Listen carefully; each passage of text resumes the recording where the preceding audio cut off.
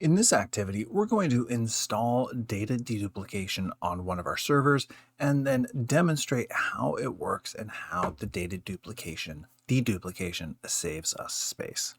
So let's get started.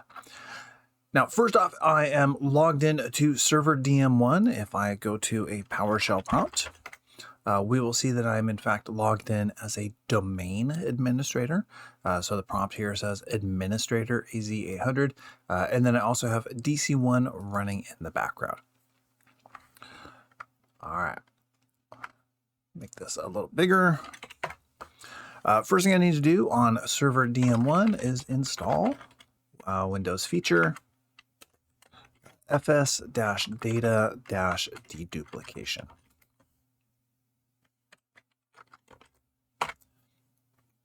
And I will pause while this runs. All right, that did not take very long. We can see here success was true. Restart required. No. Awesome. Next, I want to go into Computer Manager. So I'm going to go to Tools, Computer Management, and I want to create a new drive on one of my disks. So under Disk Management, I'm going to take the 20 gig disk. It's currently offline, so I will right-click, Online, right-click, Initialize, and OK. And then under where it says Unallocated, right-click, New Simple Volume. And I'm just going to next, except I will change the drive letter to H as suggested by the lab.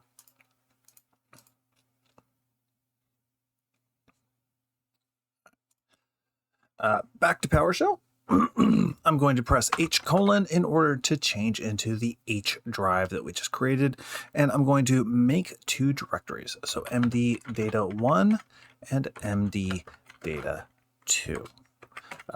So these are new folders I have created on my H drive. If I press dir, we'll see both data 1 and data 2 right there. What I want to do is I want to copy some files into these folders.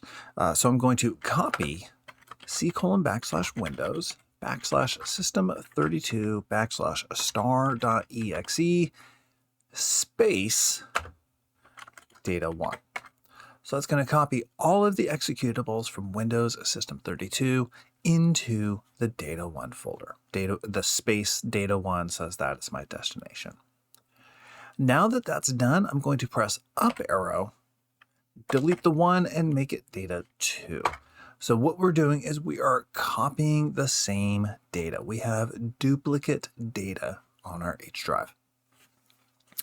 We can review a little bit more about this. Let's see, get-volume H FL to format list. And this will give us a list of all of the information regarding this volume.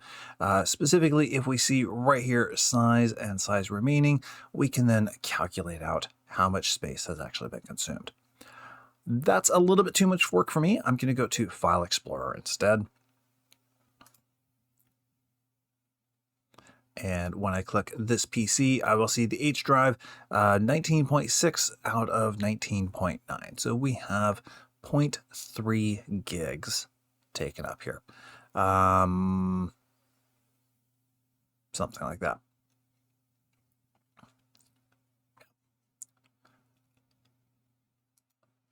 Let's continue on with the lab.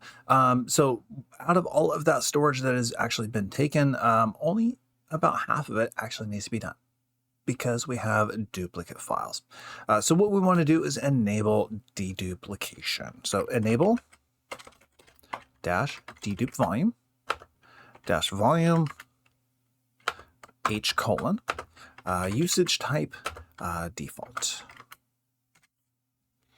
So we've now enabled deduplication, and we want to, as an example for this lab, we want to set some properties for this. So the dedup volume for the H drive, -minimum file age 0. Normally, deduplication only works on files after they've been there for an X number of days in order to balance disk savings versus performance. Here we're setting it to 0 days so that it just runs against every single file. And step number 8, there is a typo here. It is start-dedupe job dash volume. We want it again to go to the H drive, and then dash type optimization. The instructions in the lab don't have dash type. And it's now running. If we quickly get dedupe job and get dedupe status, we will see, yes, it is running. Right now, we've gone ahead and saved 239 megs. If I run get dedupe status again, so just simply up arrow, we will see, no, I think it may have finished.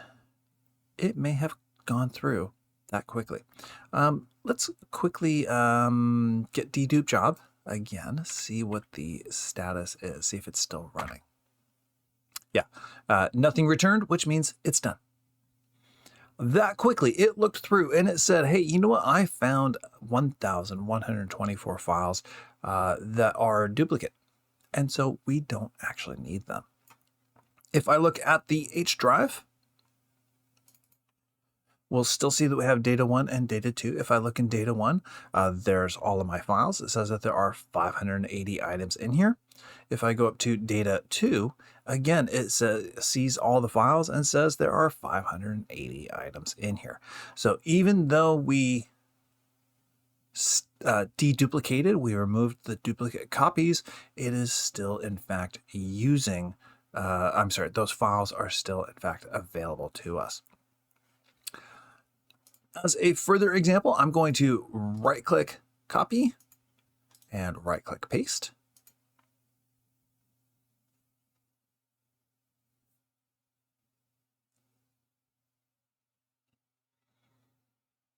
And then I'm going to, again, right-click copy and right-click paste. And I will pause while we're doing that copying.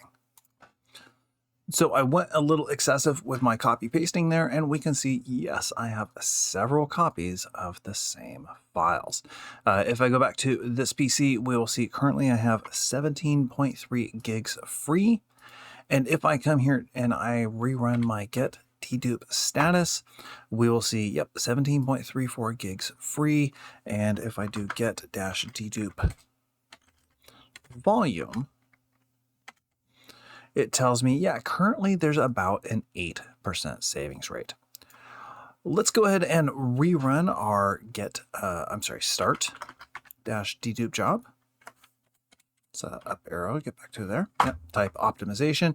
And this will take a couple of moments. If we do the get dedupe job, there we go. We'll see it is running, and this one, of course, is taking longer because there's more files for it to run.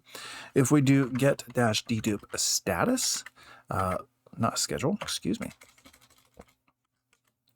we will see our free space slowly begin to climb and our saved space increase as well. When all is said and done, if I do get dash dedupe volume again, our savings rate will increase more and more because I have the same files over and over in my environment. This is a great example of why you might want to use deduplication in your file servers in case you get the same content stored by many people in the same place.